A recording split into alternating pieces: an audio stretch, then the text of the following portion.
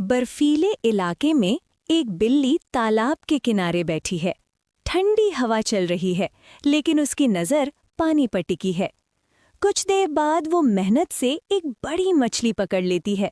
खुशी से वो मछली को अपनी साइकिल पर रखती है। बर्फीले रास्तों से गुजरते हुए वो अपने घर पहुंचती है। घर जाकर वो मछली की सफाई करती है, फिर आग जलाकर मछली को अच्छी तरह तलती है। आखिर में बिल्ली मज़े से मछली खाती है और खुश हो जाती है।